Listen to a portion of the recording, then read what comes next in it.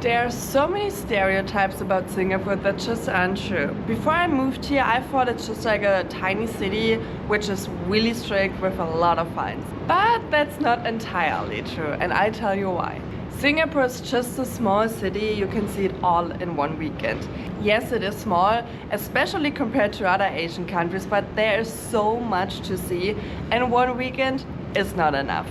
Of course, you have like all the touristic attractions like Marina Bay Sands, Sentosa, the island, all that kind of stuff. But there's so much more to see and to do. You have so many different neighborhoods like Little India, Chinatown, or the financial district, so many hidden cafes and bars. And even after I lived here for over a year, I still discover new things. Second thing is, it's extremely strict and full of rules.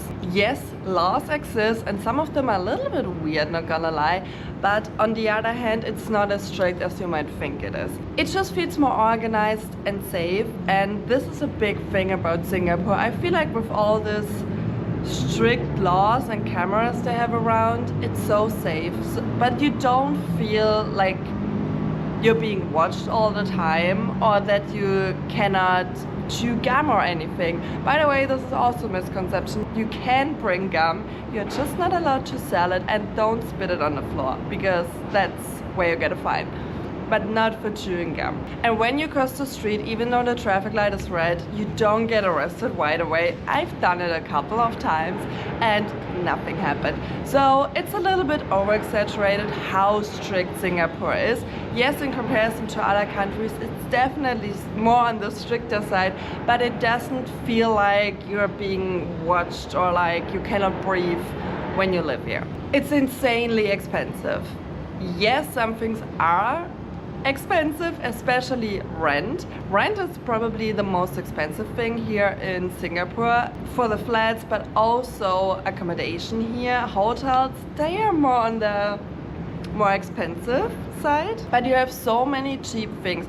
Transportation is so cheap. You pay like $1 for every ride you take. Crab, it's also not that expensive, and the food, you can find so cheap food here in the hawker center, but it's also good and the quality is nice because you know they have running water, everything is clean, so you don't have to watch out if you get food poisoning or no, because Singapore is really clean, and also when it comes to the preparation of food. And in those hawker centers you find meals for like $5, sometimes less, sometimes a little bit more, but the portions are huge, and trust me, this will be cheaper than in so many other countries. You also have a lot of free things to do because the good thing about Singapore is it's rich, so it doesn't need money when you go to like some touristic attractions. For example, Gardens by the Bay and the light show, it's completely free, which to me is like crazy cool because I'm used that stuff like this costs money actually.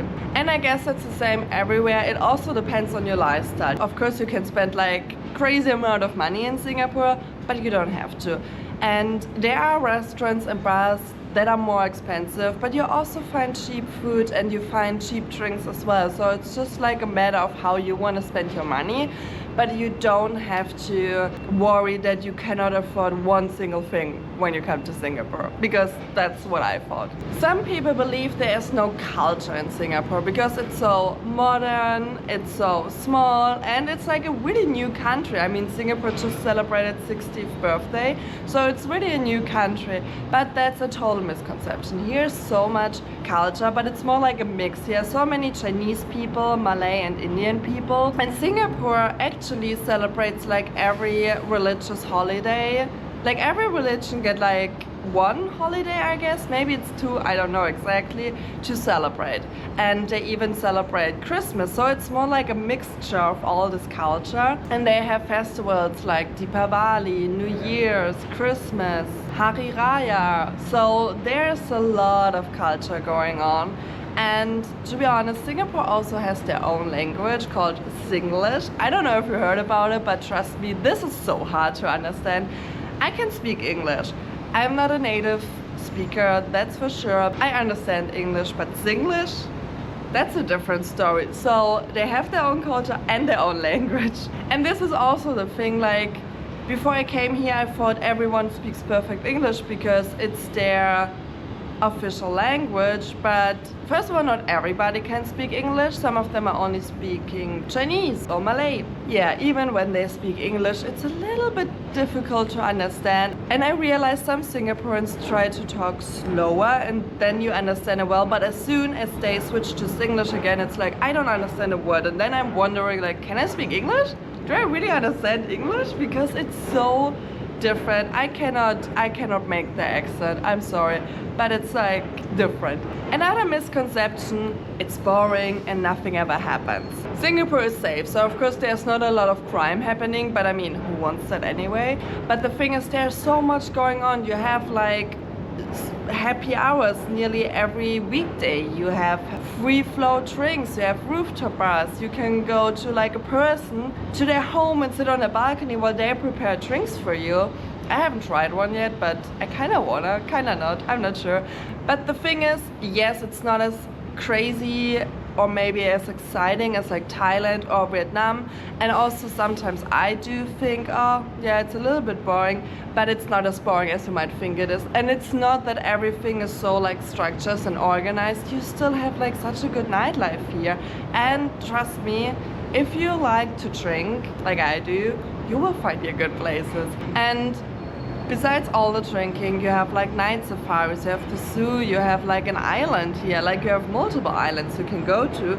So it's like there's still so much happening and so much to do. Some people think it's not really Asia because Singapore is more westernized, especially in comparison to other countries in Southeast Asia. And yes, that is true.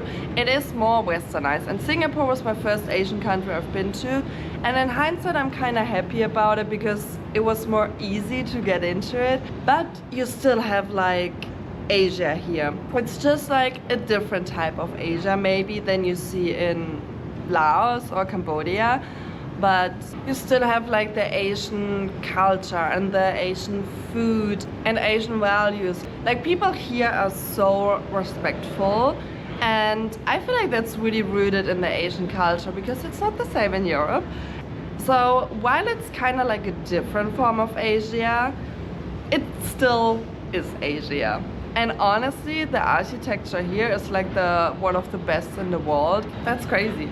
I know it's not really related, but I just wanted to mention it. So yeah, Singapore is a little bit more complex than people might think. And it's not just rules and skyscrapers and cameras everywhere. It's a mix of culture, food, and really smart design. So if you've never been here, I promise you, it will surprise you. And chances are it will be completely different than what you think it is.